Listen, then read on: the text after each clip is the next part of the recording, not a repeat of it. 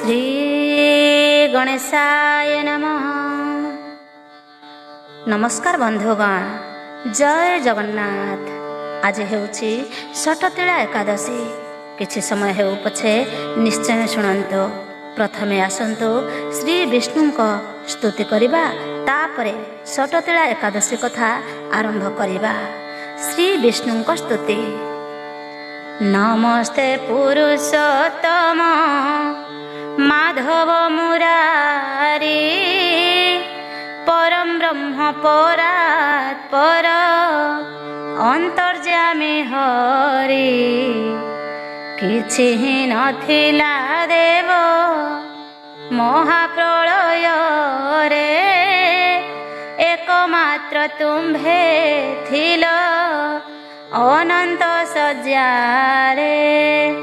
तुम कर्णरु पुरुषे होइला संभूत, मधु कैटभ बोलिता नाम हेला ख्यात।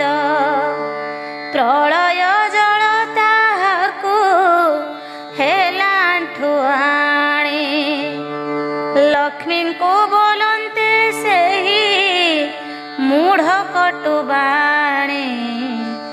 हाड़ सहिते ताहार मांस फिंगी देले, मद परी करी ताकू जले पकाइले।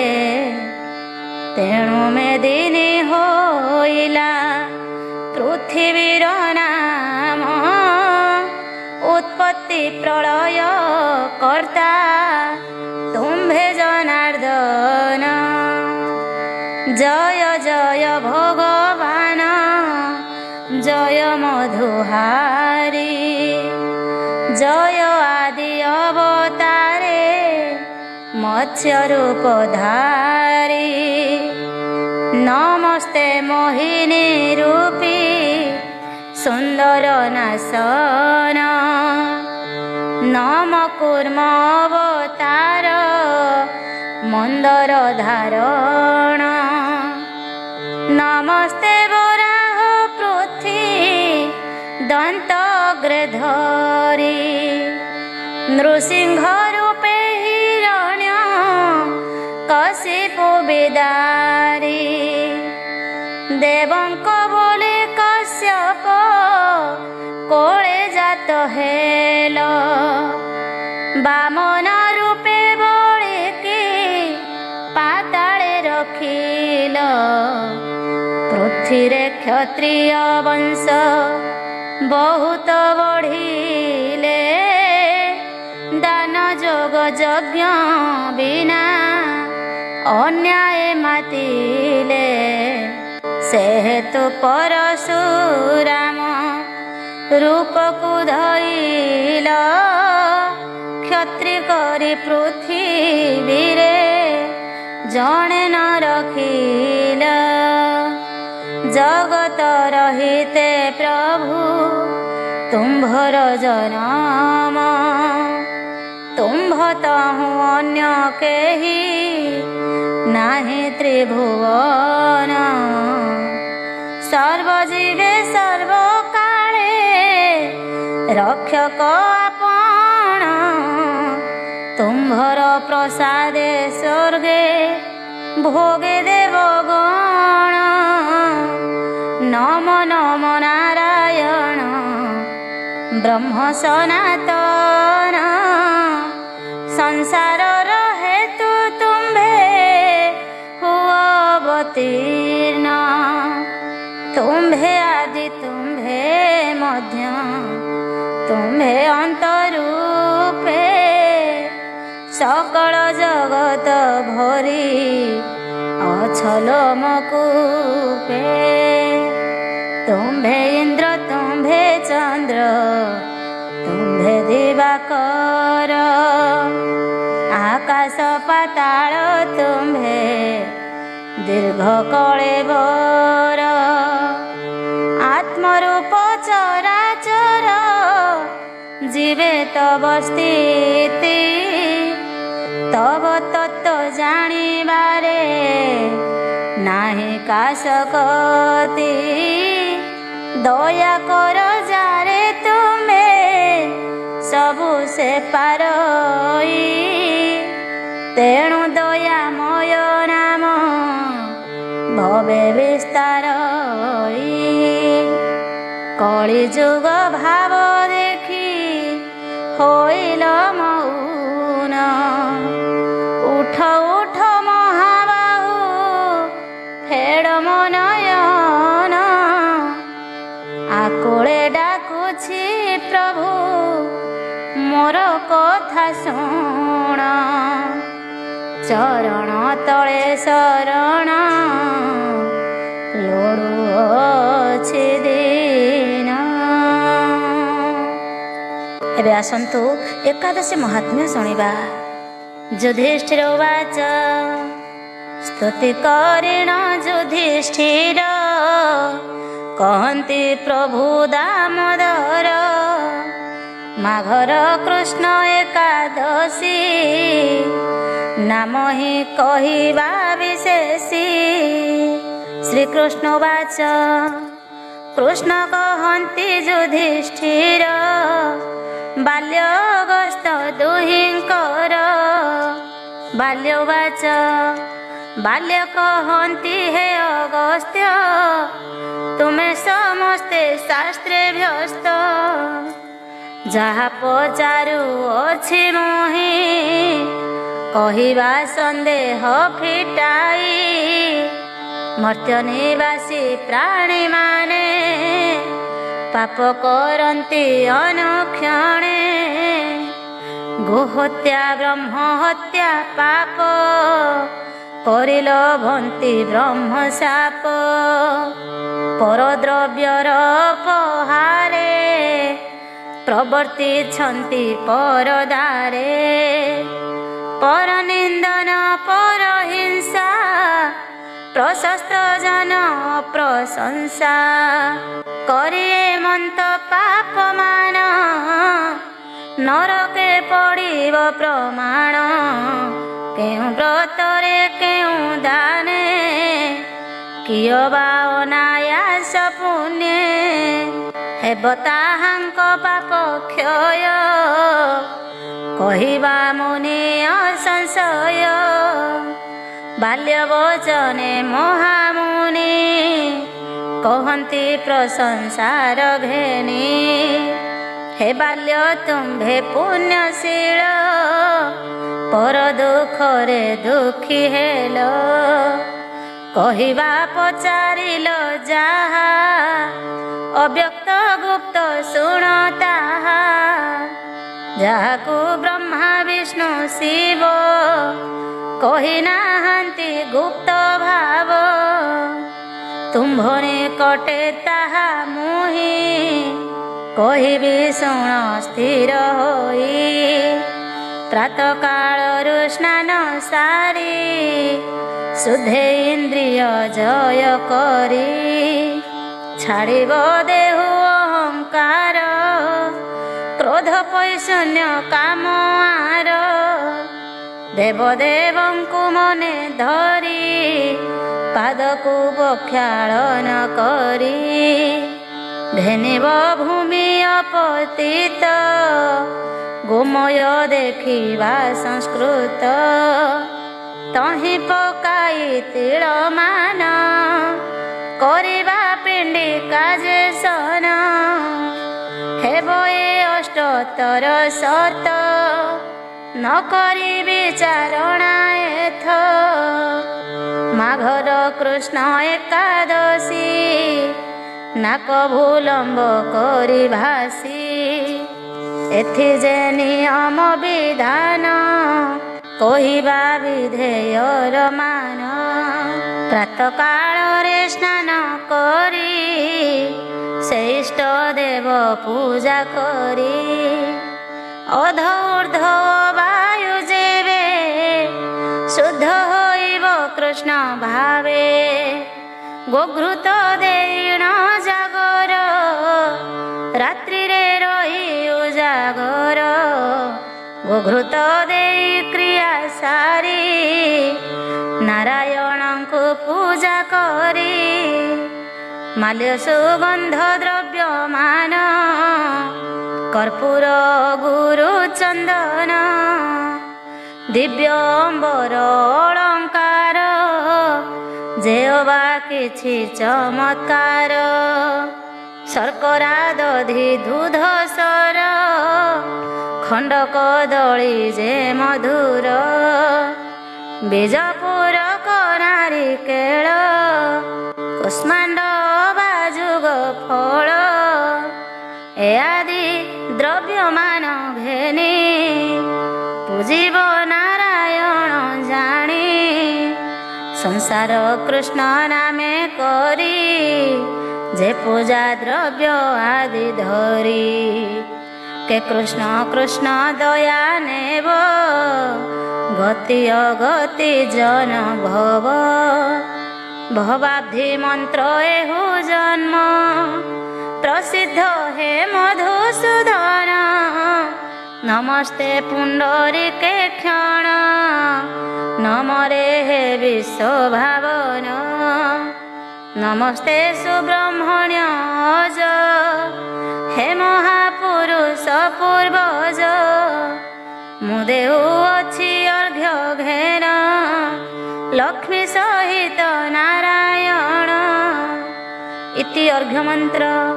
ଏ ମନ୍ତ୍ର ପଢ଼ି ବ୍ରତୀ ଜନେ ଅର୍ଘ୍ୟକୁ ଦେବାର ବିଧାନେ ପୂଜିବ ଆଚାର୍ଯ୍ୟ ବ୍ରାହ୍ମଣ କରିବ ମୁକୁଟ ପ୍ରଦାନ ଦେବ ସୁଯତ୍ର ଉପାନ ବୋଲିବ କୃଷ୍ଣ ପ୍ରୀତ ହୁଅ ଦେବ ବସନ କୃଷ୍ଣ ଗାଇ ଯଥା ଶକ୍ତିରେ କୃଷ୍ଣ ପାଇ ଦ୍ୱିଜ ଶ୍ରେଷ୍ଠରେ ତିଳ ପାତ୍ର ଦେବ ଆସନ ସହ ବସ୍ତ୍ର ସ୍ନାନ ସାରିଣ ଦାତା ପୁଣ ପୂଜିବ ଦେବତା ବ୍ରାହ୍ମଣ ଯେତେ ପ୍ରରହ ତଳୁ ଜାତ ତେତେ ସହସ୍ର ବର୍ଷ ଗତ ସ୍ୱର୍ଗେ ବସଇ ସେହୁ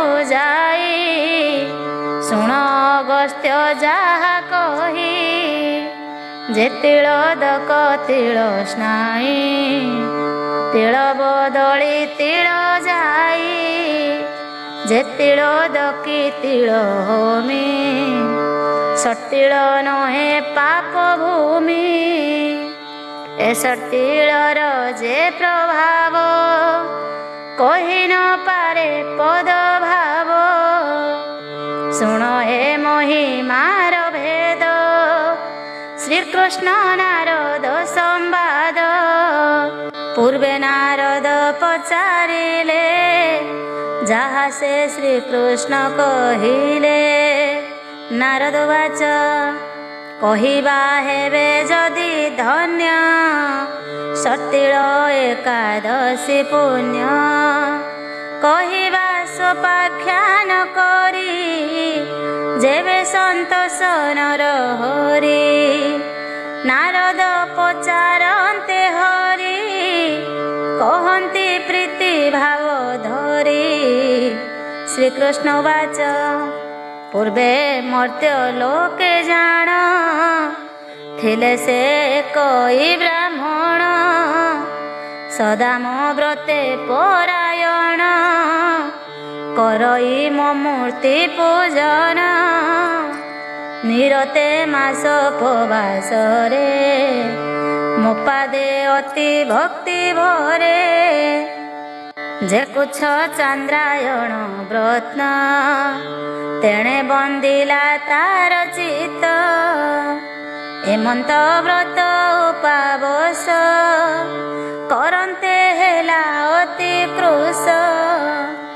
ଦେବ ବିରାଧି ଗୃହ ତୋଳାଇ ଦେବାରେ ଆଗ୍ରହ ତୋଳାଇ ମାତ୍ର କଦିଅଇ ଅନତଲାସନ କରଇ ଏ ରୂପେ ସେହୁ ମହାସତୀ ସବୁ କାଳରେ ମୋର ପ୍ରୀତି ନ ଦେଲା ଭିକ୍ଷା ଭିକ୍ଷୁ କରେ କିଛି ନ ଦେଲା ଦ୍ୱିଜ କରେ ଗୃହ ବସନ ଦେଲା ନାହିଁ ନ ଦେଲା ଅନ୍ନ ସୃଷ୍ଟି କାହିଁ ଏମନ୍ତ କେତେ କାଳ ଗଲା ମନ୍ତ କରଣେ ହୋଇଲା ଅନେକ ବ୍ରତ ପୁଣ୍ୟ କଲା ତେଣୁ ଏ ଶୁଦ୍ଧ ତନୁ ହେଲା ତଥ୍ୟ ଏ କାୟ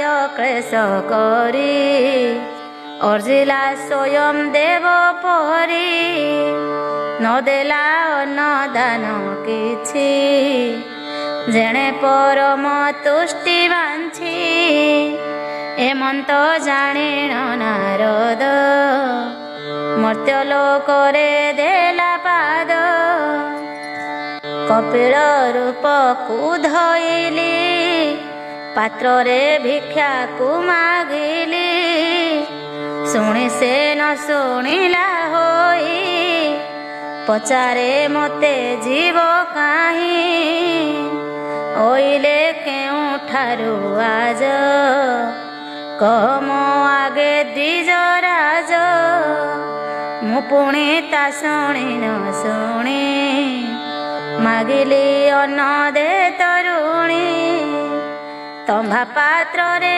ମାଟି ପିଣ୍ଡ ଗୋଟାଏ ଫିଙ୍ଗି ଦେଲା ଦାଣ୍ଡ ଏମନ୍ତ ରୀତି ତାର ଦେଖି ମନେ ନାରଦ ହେଲେ ଦୁଃଖୀ ଦୁଃଖ ବିଚାରି ସ୍ୱର୍ଗପୁର ଗଲି ମୁଁ ଛାଡ଼ି ସେ ଶରୀର ପୁଣି ବହୁତ କାଳ ଗଲା ତପସ୍ୱୀ ପ୍ରାଣ ଶୂନ୍ୟ ହେଲା ଏ ମହାବ୍ରତ ପ୍ରଭାବରେ ସ୍ଥାନ ପାଇଲା ସ୍ୱର୍ଗପୁରେ ଏ ମୃତ ପିଣ୍ଡ ଦାନ କରି ପାଇଲା ମନୋରଥ ପୁରୀ ଯେଣୁ ନ କଲା ଅନ୍ନଦାନ ତେଣୁ ଏପରି ଧନହୀନ ପୁରରେ ପଶି କିଛି ଧନ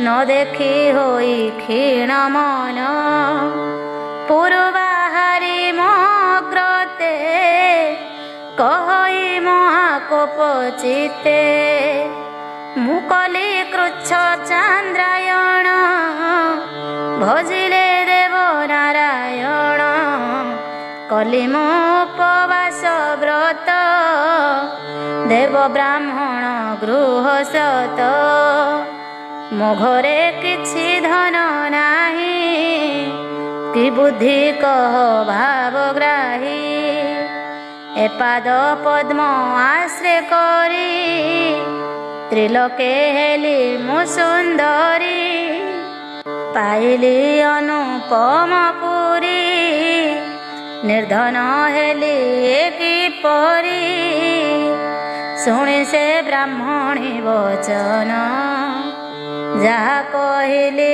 ତୁମ୍ଭେ ଶୁଣ ପୂର୍ବ ବାସନା ବସେ ଜୀବ କରେ ଅପୁଣ୍ୟ ପୁଣ୍ୟ ଭାବ ଯେ ବଡ଼ କର୍ମ କରିଥାଇ ଶେଷ କର୍ମର ଫଳ ପାଇ ତୁ ଦେବୀ ଦ୍ୱିଜ କଲୁ ଘର ତେଣୁ ପାଇଲୁ ଦିବ୍ୟପୁର ବ୍ରତ ତପରେ କୃଶ ହେଲୁ ତେଣୁ ତୁ ସୁନ୍ଦରୀ ହୋଇଲୁ ଯେଣୁ ନ ଦେଲୁ କିଛି ଧନ ତେଣୁ ନିର୍ଧନ ତ ଭୁବନ ଜୀବର କୃତ କର୍ମ ମାନ ଦିଅଇ କାଳ ଯେ ସମନ ଶୁଣିଏ ତତ ତପସ୍ୱିନୀ ପାଦେ ପଡ଼ିଲା ଯୋଡ଼ି ପାଣି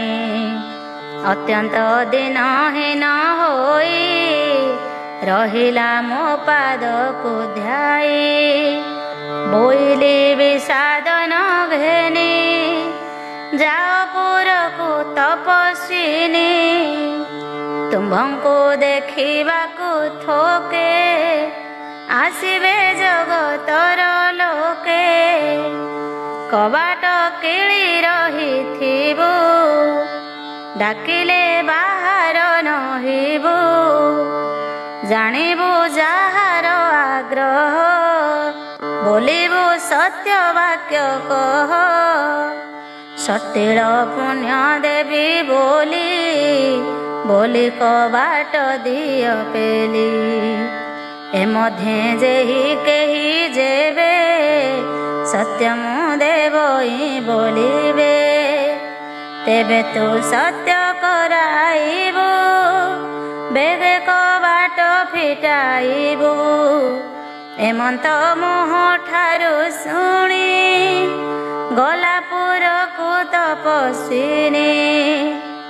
ଏହି ସମୟରେ ଦେବୀ ମାନେ ଦେଖିବା ବୋଲି କରି ମନେ, ଅଇଲେ ତପସ୍ୱିନୀ ପୁର, ଦେଖିଲେ ପଡ଼ିଅଛି ଦ୍ୱାର।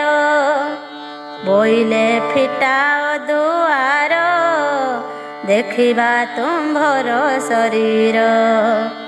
ତ୍ରିଲୋକ୍ୟ ରୂପବତୀ ହୋଇ ତୁମର ଖ୍ୟାତି ଶୁଣିଥାଇ, ଦେବୀମାନଙ୍କ ବାଣୀ ଶୁଣି କହନ୍ତି ତପସ୍ୱୀ ତରୁଣୀ।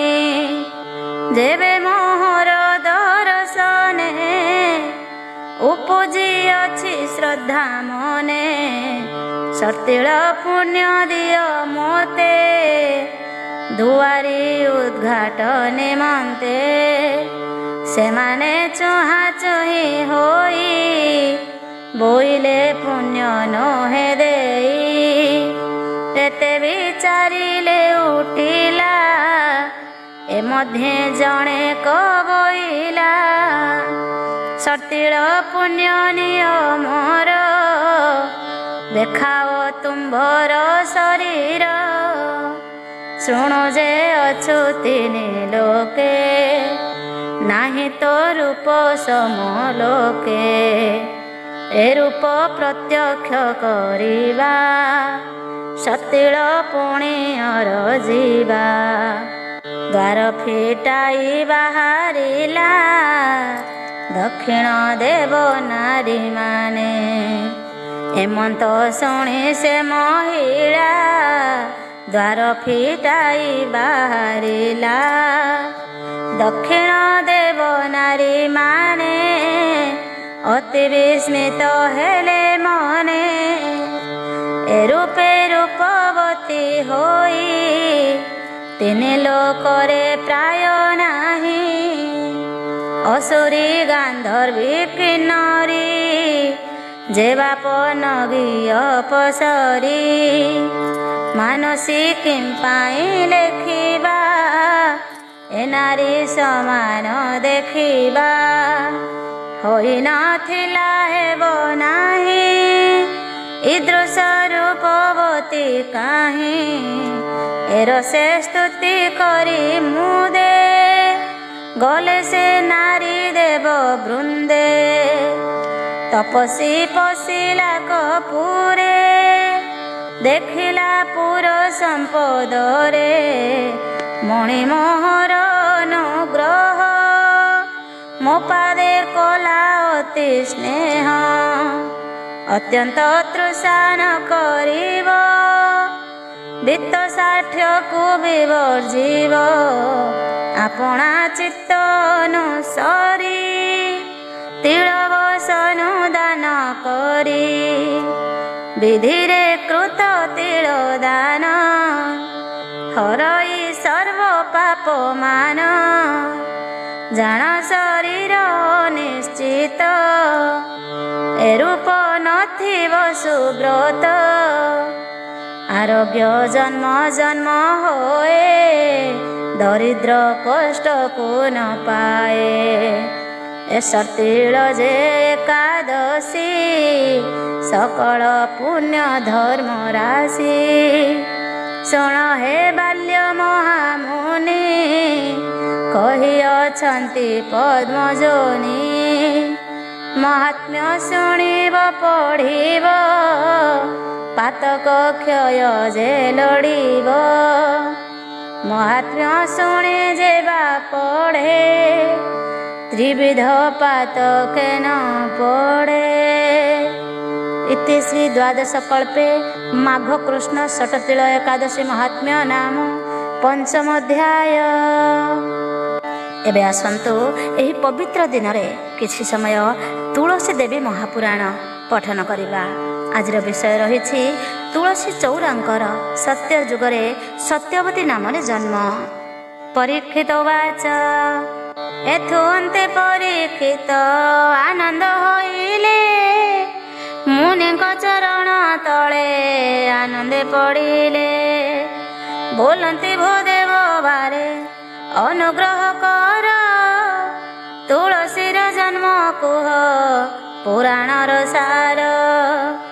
ए पुराण शुणिबाकु बळी अछि मन आहे ब्रह्मज्ञानी मते कुह बुझाइण। परीक्षितଙ୍କ वचन कर्णरे शुणिण श्री शुक मुनि कहन्ति आनंद होइण।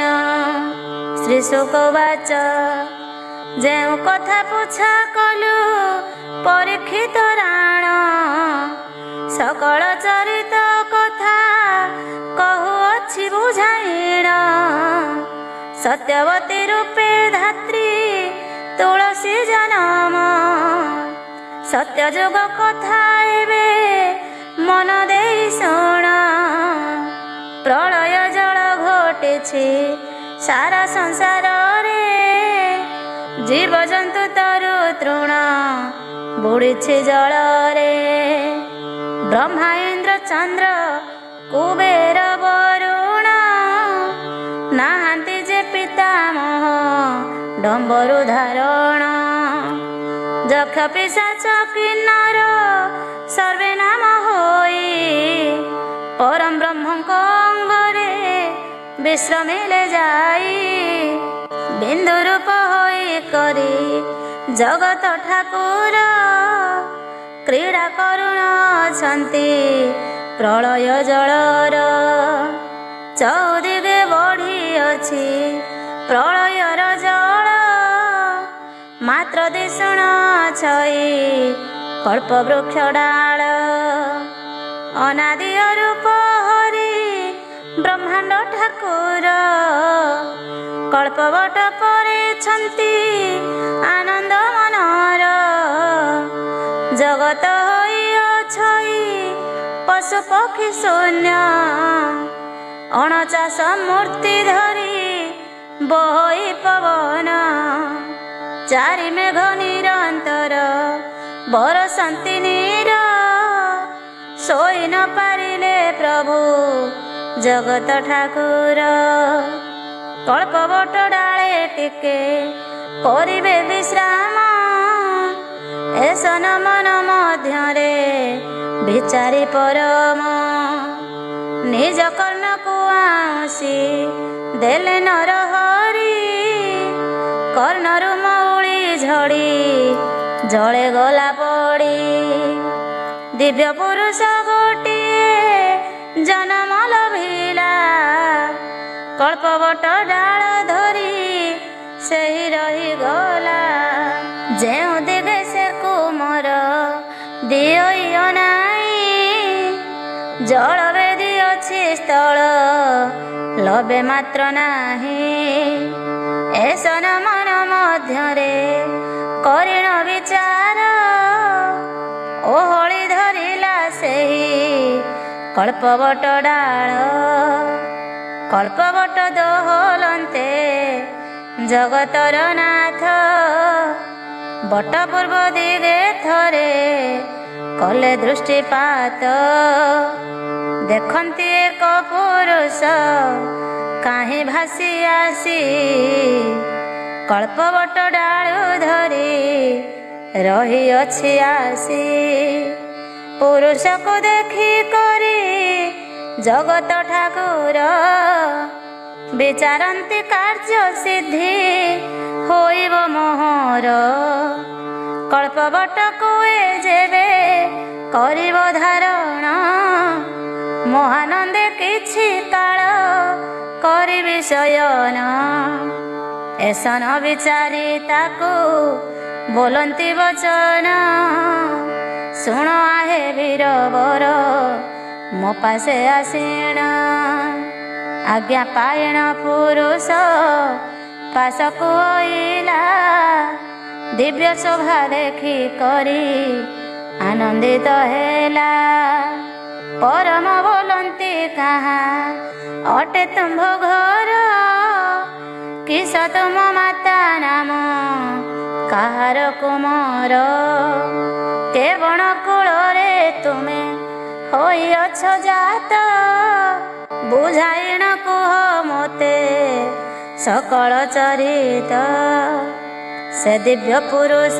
ଗୋଟି କହି ବଚନ ଯେଉଁ କଥା ପୁଛା କର ମନ ଦେଇ ଶୁଣ ଚଉଦିଗେ ଘଟି ଅଛି ପ୍ରଳୟର ଜଳ କାହିଁ କେଉଁଠାରେ ଟିକେ ନଦୀ ସଇ ସ୍ଥଳ ନାହିଁ ନଦ ନଦୀ ବିଲ ବନ ଗ୍ରାମ ଦେଶ କିଏ ଜନ୍ମ କର୍ତ୍ତା ମୋର ଜାଣିନା ସନ୍ଦେଶ କାହାକୁ ଦେଖେନି ଏହି ପ୍ରଳୟ ଜଳରେ ତୁମ୍ଭଙ୍କୁ ଭେଟିଲି ଆସି କଳପବଟରେ ତୁମ୍ଭେ ମୋ ଭାଇ ବନ୍ଧୁ ଯେ ତୁମ୍ଭେଟି ସକଳ ତୁମ୍ଭେ ଗୁରୁ ତୁମ୍ଭେ ମୋର ବ୍ରହ୍ମା ମହେଶ୍ୱର ତୁମ୍ଭ ବିନେ ନ ଦେଖେ ମୁଁ କାହାକୁ ଜଳର ଦିବ୍ୟ ପୁରୁଷ ମୁଖରୁ ଏସନ ବଚନ ଶୁଣି ସନ୍ତୁଷ୍ଟ ହୋଇଲେ ଜଗତ ଜୀବନ ବୋଲନ୍ତି ରେ ବତ୍ସ ଏବେ ଶୁଣ ମୋ ବଚନ ହସ୍ତେ ଦେଖ ସବୁ ଅଛି ଏବଂ ସେ ମୋହନ ନବଗୁଣ ଯଜ୍ଞ ସୂତ୍ର କାଢ଼ି ତିନି ଖିଅ ବଢ଼ାଇଣ ଦେଲେ ଧନ ସଙ୍ଗତରେ ନିଅ ଏ ଡାଳ ବୃକ୍ଷରେ ବେଣୁ ବନ୍ଧନ କରିଣ ଶୋଇବି ନିଦ୍ରାରେ ଧର କରିଣ ଯତନ ପିତାଙ୍କ ବଚନ ଦିବ୍ୟ ପୁରୁଷ ଶୁଣିଲା ତିନି ଖିଅ ପଇତାରେ ବୃକ୍ଷକୁ ବାନ୍ଧିଲା ହଲୁଥିଲା କଳ୍ପବଟ ହୋଇଗଲା ସ୍ଥିର ମହାନିଦ୍ରାରେ ଶୋଇଲେ ଜଗତ ଠାକୁର ଶୋଇଛନ୍ତି ବଟ ପରେ ଜଗତ ଠାକୁର ଏ ସମୟ ଶୁଣ ବୀର ଆନ ସମାଚାର ରାଘବ ମାଛ ଚରିବା ପାଇଁ ଆସିଥିଲା କନ୍ୟାର ସଙ୍ଗେ ଦାସ ରଜାଙ୍କୁ ଗିଳିଲା ଦାସ ରାଜାଙ୍କୁ ଗିଳିଣ ଗଲା ସେ ପଳାଇ ଦାସ ଚାଲି ଯାନ୍ତେ କଳ୍ପ ବଟ ଦୋହଲାଇ ପ୍ରଭୁଙ୍କର ଯୋଗ ନିଦ୍ରା ତତକ୍ଷଣେ ଭାଜିଲା ଚାହିଁ ଦିଅନ୍ତି ନନ୍ଦନ କେଉଁ ଆଡ଼େ ଗଲା ଯୋଗ ଧ୍ୟାନରେ ଜାଣିଲେ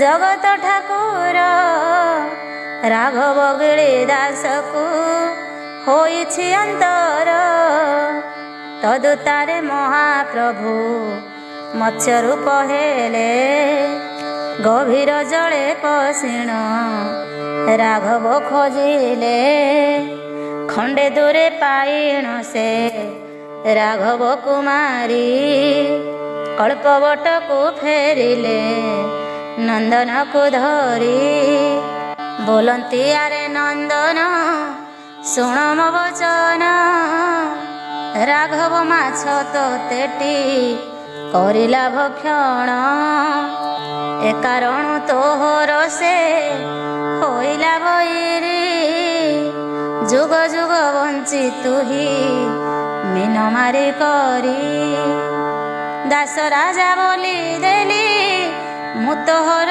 ନାମ ସିଂହଳ ଦ୍ୱୀପରେ ଯାଇ କର ରାଜପଣ। ପ୍ରଭୁଙ୍କ ବଚନ ଶୁଣି ଦାସ ରାଜା କହି ନ ଜାଣେ ସିଂହ ଦ୍ୱୀପ ରହିଅଛି କାହିଁ। ପ୍ରଳୟ ଜଳ ଘଟିଛି ସଂସାର ମଧ୍ୟରେ ସେଠାକୁ ଯିବି ମୁହିଁ କେବଳ ପ୍ରକାରେ। କହନ୍ତି ଶ୍ରୀ ନାରାୟଣ ଜଗତ ଠାକୁର ସେ ବ୍ୟବସ୍ଥା କରିବି ମୁଁ ନୁହ ତୁ ଅଧୀର। ଏମନ୍ତ କହିଣ ବିଶ୍ୱକର୍ମା ପୁରାଇଲେ ସୁନ୍ଦର ନାବ ଗୋଟିଏ ବଢ଼ାଇଣ ଦେଲେ। ନାବ ଗଜି ବିଶ୍ୱକର୍ମା ଗଲେ ସ୍ୱର୍ଗପୁର ଶୁଣ ମନ କର୍ଣ୍ଣ ଦେଇ ପରୀକ୍ଷା ନୃବର। ତଦୁତ୍ତାରେ ପରମ ବ୍ରହ୍ମ ବିଚାରିଲେ ମନ ଅସୟକ ଦାସରଥ ହେବ ପ୍ରୟୋଜନ। କଳ୍ପବଟ ଚୂଳ ଭାଙ୍ଗି ହସ୍ତରେ ଧରିଲେ ଅସୟକ ହୁଅ ବୋଲି ତାକୁ ଆଜ୍ଞା ଦେଲେ। କଳ୍ପବଟ ଚୂଳ ଏକ ଗଲା ହୋଇ ସେ ଅସକୁ ଦାସ କରେ ସମର୍ପିଲେ ନେଇ। କହନ୍ତି ସେ ନରାକାର ଜଗତ ଠାକୁର ନାବେ ବସି ଚଳି ଯାଅ ସିଂହଳ ଦ୍ୱୀପର।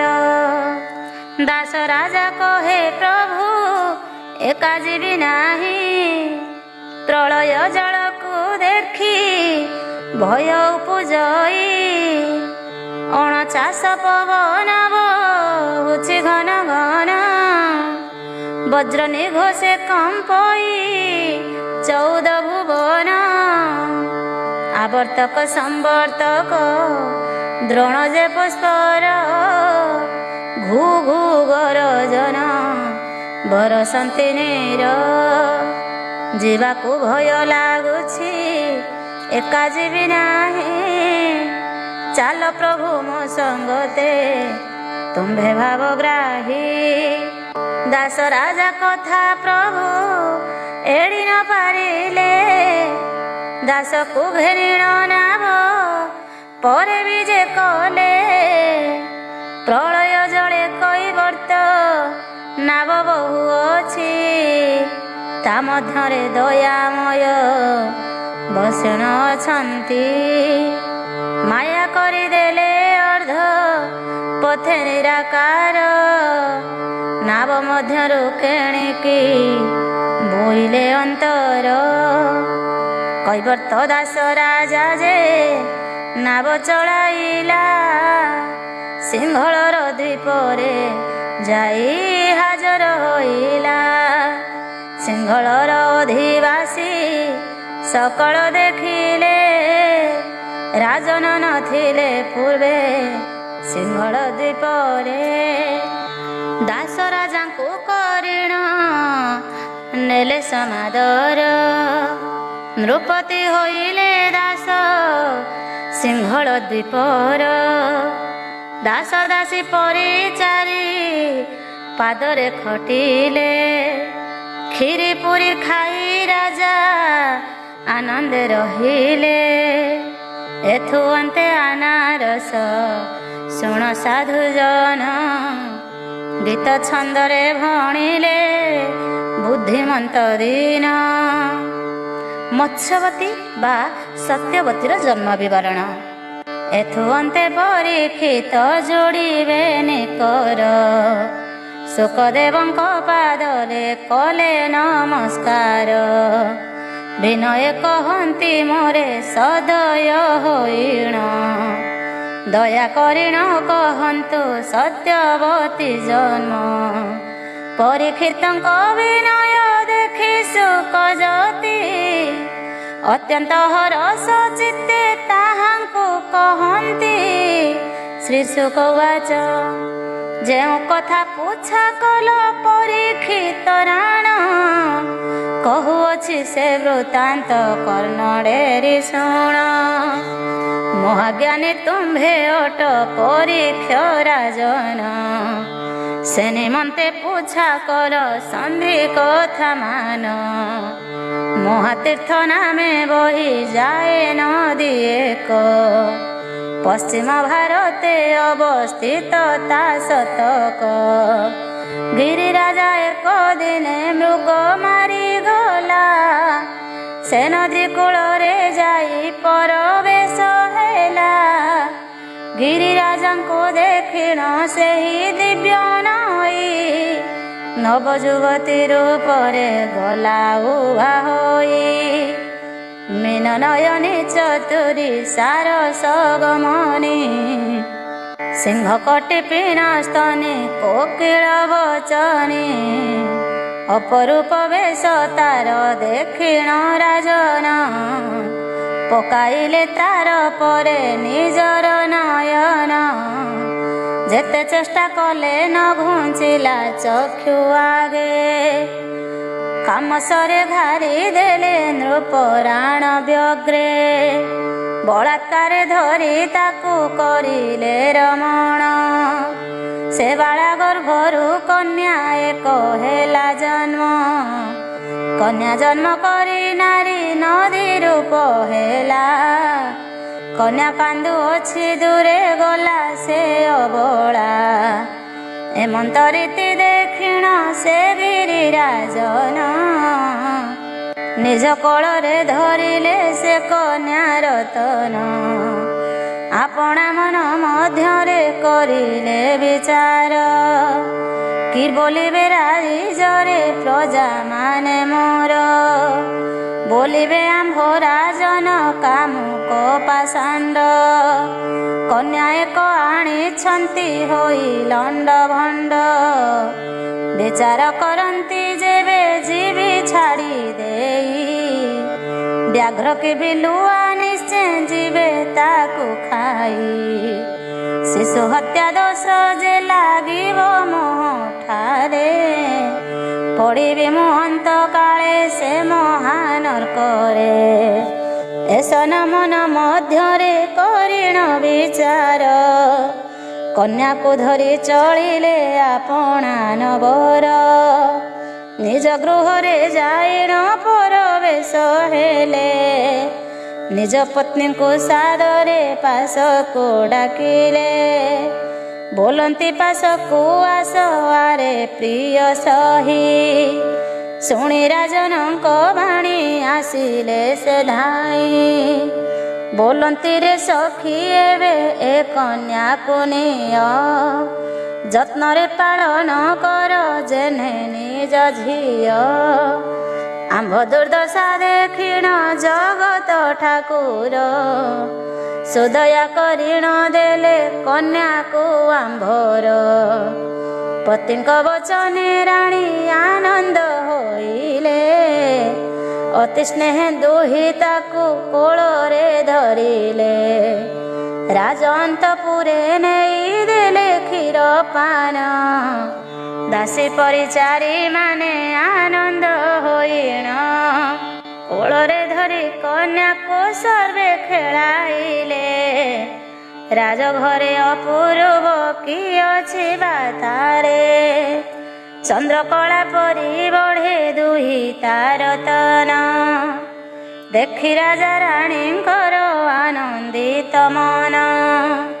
ଦିନୁ ଦିନ ବଢ଼େ ଗୃହେ ରାଜାର କୁମାରୀ ଆନନ୍ଦରେ କ୍ରୀଡ଼ା କରେ ଧରି ପରିଚାରୀ କ୍ରମେ କ୍ରମେ ବଢ଼ି କନ୍ୟା ବୟ ପ୍ରାପ୍ତ ହେଲା ରୂପର ଶଣୀରେ ରାଜ ନବର ହସିଲା ଚନ୍ଦ୍ରମାକୁ ଦିଶି ମୁଖ ଦିଶଇ ସୁନ୍ଦର ମୀନାକ୍ଷୀ ନୟନେ ଚାଲେ ଗଜ ପରକାର ଆଜାନୁ ଲମ୍ବିତ ଭୁଜ ଆକନେ ସେ ଆଖି ଯୁବାଜନ ଦେଖି ଦେଲେ ଆଖି ଯିବ ଲାଖି ସିଂହ କଟି ପିନ ସ୍ତନୀ ଡାଳିମ୍ବ ଦର୍ଶନ ତିଳ ପୁଷ୍ପ ଜିଣି ନାସା ଦିଶେ ମନୋରମ ବୟ ପ୍ରାପ୍ତ ହେଲା ଯହୁଁ ରାଜାର ନନ୍ଦିନୀ ବିଭା ଦେବେ କନ୍ୟା ଚିନ୍ତା କଲେ ନରମଣି।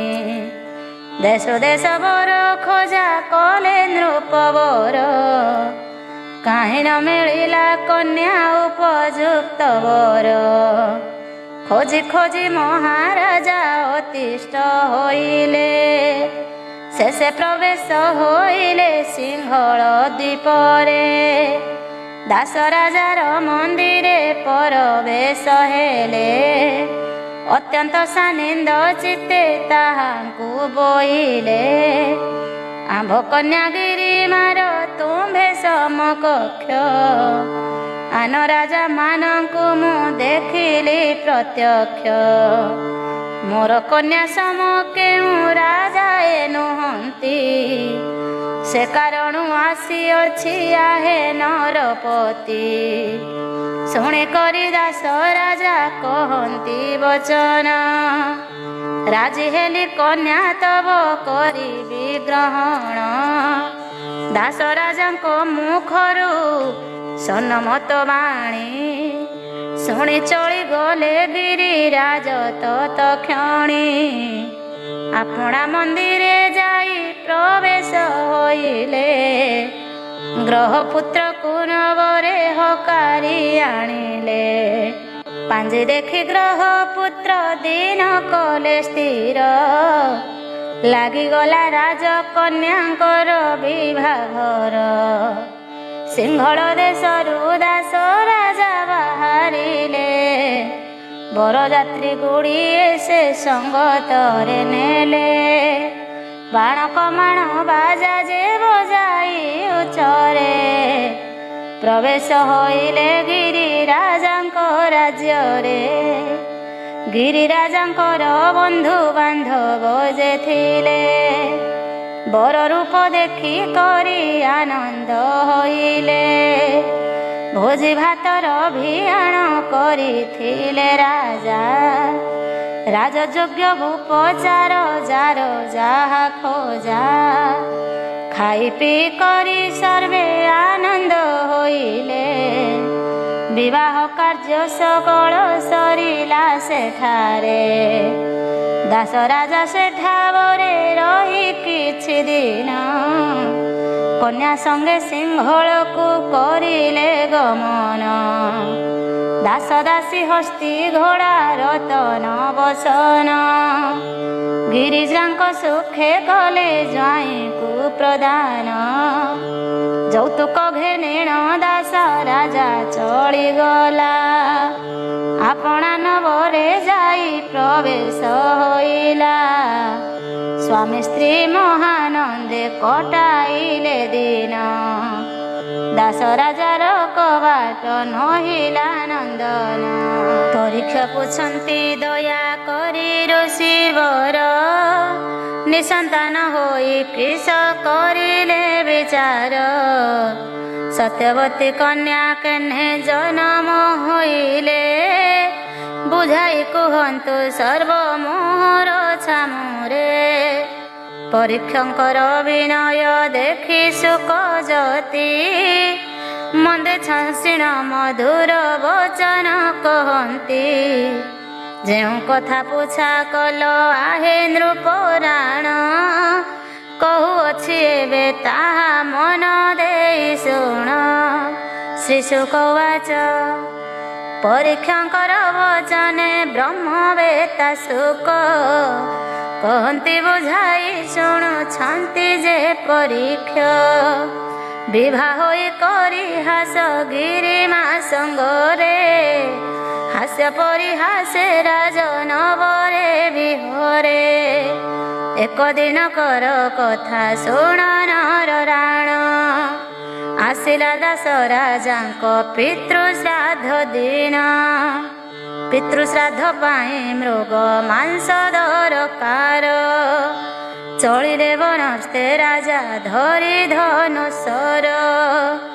ମୃଗ ଶିକାର ଆଶାରେ ବହୁ ଦୂର ଗଲେ। ନିଘଞ୍ଚ କାନନ ମଧ୍ୟେ ପ୍ରବେଶ ହେଲେ। ଖୋଜି ଖୋଜି ମୃଗ ନ ପାଇଲେ ନର ରିଷ। ଦେଖନ୍ତି କିଛି ଦୂରରେ ଅପୂର୍ବ ଘଟଣା। ମୃଗ ମୃଗୁଣୀ ଦୁହେଁ ଯେ କରନ୍ତି ବିହାର। ଦେଖି କମ୍ପି ଗଲା ଗାତ୍ର ନରବରଙ୍କର। କାମସରେ ଘାରି ହେଲେ ଯୌନର ରାଣ। ଛାଇରେ ତ ତାହାଙ୍କର ହୋଇଲା ସ୍ଖଳନ। ଭୂତଳେ ପଡ଼ିଲେ ବ୍ରହ୍ମବିନ୍ଦୁ ହତ୍ୟା ଦୋଷ। ଜାଣି ଆପଣା ହସ୍ତରେ ଧରି ନରଇଶ। ଶିଆଳ ପତ୍ର ମଧ୍ୟରେ ତାକୁ ପୁରାଇଲେ। ଅତି ଯତନ କରିଣ ବନ୍ଦ କରିଦେଲେ। ଚିଲ ପକ୍ଷୀ ଗୋଟିଏ ଏକ ଡକାଇ ଆଣିଲେ। ସେ ଠୁଙ୍ଗାକୁ ତାକୁ ଦେଇ ବଚନ ବୋଇଲେ। ରାଜନଗରକୁ ଚଳି ଯିବୁ ଏହି କ୍ଷଣି। ଏ ଠୁଙ୍ଗାକୁ ନେଇ ଦେବୁ ଯହିଁ ଥିବେ ରାଣୀ। ରାଜନଙ୍କର ବଚନେ ଚିଲ ପକ୍ଷୀ ଗଲା।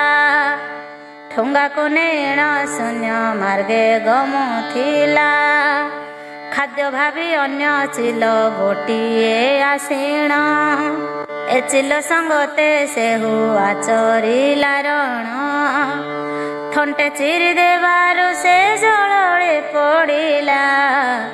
ମତ୍ସ୍ୟ ଏକ ଚରୁଥିଲା ତାହାକୁ ଗିଳିଲା। କିଛି ଦିନ ପରେ ମତ୍ସ୍ୟ ହେଲା ଗର୍ଭବତୀ। ଶୁଣ ହେ ପରୀକ୍ଷ ଏଥୁ ଅପୂର୍ବ ଭାରତୀ। ଧୀବର ଜାଲ ପକାଇ ମାଛ ଧରୁଥିଲା। ଏହି ମାଛ ଗୋଟି ତାର ଜାଲରେ ପଡ଼ିଲା। ଦେଖିଣ ଧୀବର ମନେ ହୋଇଲା ଆନନ୍ଦ। ମୁଖ ବିକଶଇ ଯେନେ ପୂର୍ଣ୍ଣିମାର ଚାନ୍ଦ। ଏତେ ବଡ଼ ମାଛଟାକୁ ରାଜା ଘରେ ଦେବି। ବହୁତ ପଇସା ରୋଜଗାର ମୁଁ କରିବି। ଏମନ୍ତ ମନ ମଧ୍ୟରେ କରିଣ ବିଚାର। ମତ୍ସ୍ୟ ଘେନି ଚଳିଗଲା ରାଜାଙ୍କ ନଗର। ଦାସ ରାଜାଙ୍କ ଅଗ୍ରତେ ଥୋଇଦେଲା ନେଇ। ରାଜ ଅନ୍ତପୁରେ ରାଜା ଦେଲେ କପଠାଇ। ଉଚିତ ଅର୍ଥ ଦେଇଣ ସନ୍ତୋଷ ଚିତ୍ତରେ। ଧୀବରକୁ ବିଦା କଲେ ଗଲା ହରସରେ। ପନକି ପକାଇ ମତ୍ସ୍ୟ କରନ୍ତି କର୍ତ୍ତନ। ପିଲାଙ୍କୁ ଉଦ୍ଧାର କଲେ ପେଟକୁ ଚିରିଣ। ରାଜନଙ୍କ ପାଶେ ପୁତ୍ର କନ୍ୟା ଦେଖାଇଣ। ଯତନେ ନଗର ମଧ୍ୟେ କରିଲେ ପାଳନ। ମତ୍ସ୍ୟ ଗର୍ଭରୁ ଯେଣୁ ସେ ହୋଇଲା ଜନମ। ମତ୍ସ୍ୟଗନ୍ଧା ବୋଲାଇଲା ଦୁହି ତାର ତନ। ମତ୍ସ୍ୟରାୟ ନାମ ଗୋଟି ହୋଇଲା ପୁତ୍ରର। ପାଳିଲେ ଯତନେ ରାଣୀ କରିଣ ଆଦର। ମତ୍ସ୍ୟ ଗର୍ଭରୁ ସେ ଯେଣୁ ହୋଇଲେ ଜନମ। ମତ୍ସ୍ୟଗନ୍ଧ ଶରୀରରୁ ହେଲା ଉତ୍ପନ୍ନ। ପୁତ୍ର କନ୍ୟାଙ୍କୁ ଯତନେ ତହିଁ ବଢ଼ାଇଲେ। ଯାହାକି ଘଟିଲା ଶୁଣ ଆନନ୍ଦ ମନରେ। କ୍ଷୀରି ପୁରୀ ସାକର ଯେ ନାନା ଦ୍ରବ୍ୟମାନ। ଖାଇବାସ ରାଜ ଗୃହେ ବଢ଼ନ୍ତି ଯତନ। ଦାସ ରାଜାର ଦୁହିତା ଅତି ସୁକୁମାରୀ। କ୍ରୀଡ଼ା କରୁଥାଏ ବନେ ଧରି ସହଚରୀ। ଜଳ କେଳି କରେ ସଖୀ ମାନଙ୍କ ସଙ୍ଗରେ। କେବେ କ୍ରୀଡ଼ା କରଇ ସେ ନାବର ମଧ୍ୟରେ। ନାନା ଥଟ୍ଟା ପରିହାସ କରନ୍ତି ତାହାକୁ। ପରିହାସେ ଯଦି ଭ୍ରମନ୍ତେ ନିଜ ମନକୁ। ରାଜାର ଯେ ମଧୁବନ ଅତ୍ୟନ୍ତ ସୁନ୍ଦର। ପୁଷ୍ପମାନ ଫୁଟିଥାଏ ବିବିଧ ପ୍ରକାର। ନାନା ପ୍ରକାର ବୃକ୍ଷ ଯେ ସେବନେ ଶୋଭଇ। ପକ୍ଷୀଙ୍କର କଳମନ ନାଦ ନିଏ ମୋହି। ଦିନକର ଘଟଣା ଯେ କରିବ ଯେ ଆନ। ଯାହା ହୋଇଅଛି ପୂର୍ବ ବିଧାତା ଘଟଣା। ଭ୍ରମି ଭ୍ରମି ପରାଶର ସେଠାରେ ମିଳିଲେ, ମତ୍ସ୍ୟବତୀ ଖେଳୁଅଛି ଦାସୀ ଗହଣରେ। ଦେଖି ତାକୁ ପରାଶର କହନ୍ତି ବଚନ, କି ସୁନ୍ଦରୀ ଧାତା ଗଢ଼ିଅଛି କେତେ ଦିନ। କହୁ କହୁ ସ୍ମରତା ପରୁଷୀଙ୍କ ଦେହରେ, ଘଟିଗଲା ଋଷି କାମେ ବିହଳ ହୋଇଲେ। ସେ କନ୍ୟା ପାଶରେ ଯାଇ ପ୍ରବେଶ ହେଲେ, କାହାର ନନ୍ଦିନୀ ତୋହି କହ କି ନା ଭଲେ। ଲାଜ ଲାଜ ହୋଇ କହେ ଦାସର ଦୁହିତି, ଦାସ ରାଜାର ନନ୍ଦିନୀ ମୁହିଁ ମତ୍ସ୍ୟବତୀ। ପରାଶର ବୋଲୁଛନ୍ତି ଶୁଣରେ ସୁନ୍ଦରୀ, ଜୀବନ ବଞ୍ଚାଅ ମୋତେ ରତି ଦାନ କରି। ରତି କ୍ରୀଡ଼ା କଥା ଶୁଣି ସୁନ୍ଦରୀ କହି, ରତି କ୍ରୀଡ଼ା କେଉଁ ପରି ମୁଁ ତ ଜାଣି ନାହିଁ।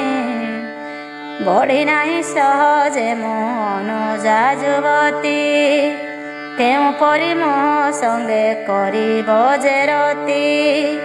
ଆବର ଗୋଟିଏ କଥା ଶୁଣ ତପୋଧନ, ସଙ୍ଗରେ ଅଛନ୍ତି ମୋର ସହଚରୀ ମାନ।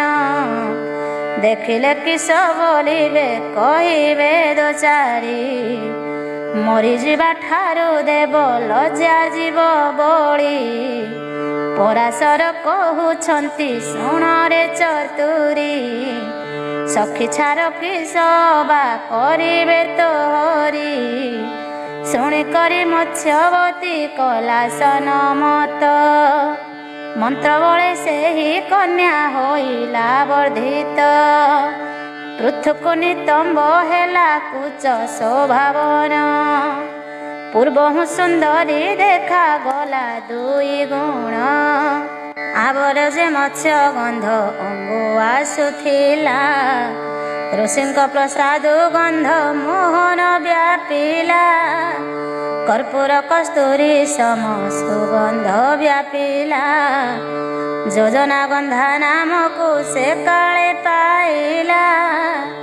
ନିତ୍ୟ ତଳ ନାରୀ ସେ ଯେ ତ୍ରିପୁରା ସୁନ୍ଦରୀ, ସାପେ ଦାସ ରାଜାର ଯେ ହେଲାଟି କୁମାରୀ। ଶୁଣ ହେ ବିଦୁଷ ଜନେ ଦେଇ ମନ କର୍ଣ୍ଣ, ଏଠାରୁ ଯାହାକି ହେଲା ଅପୂର୍ବ ଘଟଣା। ପରାଶର ମୁନି ସଙ୍ଗେ ରାଜାର କୁମାରୀ, ନାବ ମଧ୍ୟରେ ମିଳିଲେ କରିବାକୁ କଳି। ସଖୀମାନେ ବସିଛନ୍ତି କୂଳରେ ସକଳ, ଋଷିଙ୍କୁ ବସାଇ ନାବ ବାହେ ନାରୀ ବର। କିଛି ଦୂର ଦୁହେଁ ଯହୁଁ ଅତିକ୍ରମ କଲେ, କୁହୁଡ଼ି ପରାଶର ଯେ ଘୋଟାଇଣ ଦେଲେ। ମାଡ଼ି ଆସିଲା କୁହୁଡ଼ି ହୋଇଲା ଅନ୍ଧାର, ମତ୍ସ୍ୟବତୀ ସଙ୍ଗେ କ୍ରୀଡ଼ା କଲେ ପରାଶର। କାମ ଶାନ୍ତ ହେଲା ଯହୁଁ ପରାଶର ଯତି, ବୋଲନ୍ତି ମୋ ବାକ୍ୟ ତୁହି ଶୁଣ ସତ୍ୟବତୀ। ସତ୍ୟ ଜାଣୁ ଅଙ୍ଗେ ମୋତେ କରିଲୁ ପ୍ରଦାନ, ଆଜିଠାରୁ ହେଉ ତୋର ସତ୍ୟବତୀ ନାମ। ଗର୍ଭ ମଧ୍ୟରେ ମହାବୀର୍ଯ୍ୟ ହୋଇଲା ପତନ, ବେଦବ୍ୟାସ ତତକ୍ଷଣେ ଲଭିଲେ ଜନମ। ଗର୍ଭ ପଡ଼ୁ ନବ ଯୁବା ସେ ଯେ ହୋଇଲେ, ପିତାଙ୍କ ଚରଣ ତଳେ ନମସ୍କାର କଲେ। ଚାରି ବେଦ ପରାଶର ତାଙ୍କୁ ପଢ଼ାଇଲେ, ଦେଖି ପରାଶର ଋଷି ଆନନ୍ଦ ହୋଇଲେ। ଋଷିଙ୍କର ମୁଖ ଚାହିଁ ସତ୍ୟବତୀ କହି, କି କରିବି ଏବେ ମୁହିଁ କହନ୍ତୁ ବୁଝାଇ। ବାଳିକା ଥିଲି ମୁଁ ନବ ଯୁବତୀ ହୋଇଲି, ଗୃହେ କି କରିବି ମୁହିଁ ଏବେ ଯାଇ କରି। ପିତାମହ ଦେଖିଲେ ସେ କି ବୋଲିବେ ମୋତେ, ପୁନବାଳିକା ହୋଇଲା ଋଷି ଆଜ୍ଞା ମତେ ମନ ମଧ୍ୟରେ ଆନନ୍ଦ ହୋଇଣ ପାର କୂଳକୁ ଚଳାଇ ଆଣିଲା ସେ ତରିବର ପରାଶର ଓହ୍ଲାଇଣ ନିଜ କାର୍ଯ୍ୟ ଗଲେ ବେଦବ୍ୟାସ ତପସ୍ୟା ପାଇଁକି ଚଳିଗଲେ କୂଳେ ନାବକୁ ରଖିଣ ଦାସର କୁମାରୀ ପୁନଶ୍ଚ କ୍ରୀଡ଼ା କରିଣ ଘେନି ସହଚରୀ ଆପଣାର ମନ କଥା ମନରେ ରଖିଲା କାହାରି ଆଗରେ ସେଇ ପ୍ରକାଶ ନ କଲା ସତ୍ୟବତୀ ନାମ ପାଇଁ ସେ ଯୋଜନ ବନ୍ଧା ବାସି ଉଠେ ଦେହ ହାତ ଛିଡ଼ିଗଲା ଧନ୍ଦା ମତ୍ସ୍ୟ ଗର୍ଭଜାତ ବେଦ ବ୍ୟାସ ହୋଇଛନ୍ତି କୈବର୍ତ୍ତୀ ସୂତା ବୋଲି ମିଥ୍ୟାରେ ଯେ କହନ୍ତି ଚିନ୍ତା କରି ଦେଖ ଏବେ ପରୀକ୍ଷ ରାଜନ ସତ୍ୟ କିବା ମିଥ୍ୟା ଟିକେ କର ଅନୁମାନ କହନ୍ତି ଶ୍ରୀ ଶୁକ ମୁନି ତୁଳସୀ ପୁରାଣ ପରୀକ୍ଷ ନୃପତି ତାହା କରଇ ଶ୍ରବଣ ଦିନ ବୁଦ୍ଧିମନ୍ତ ବସିଲେ ଖଣି ଧରିଣ ବିଚାରଇ ମହାନନ୍ଦେ ତୁଳସୀ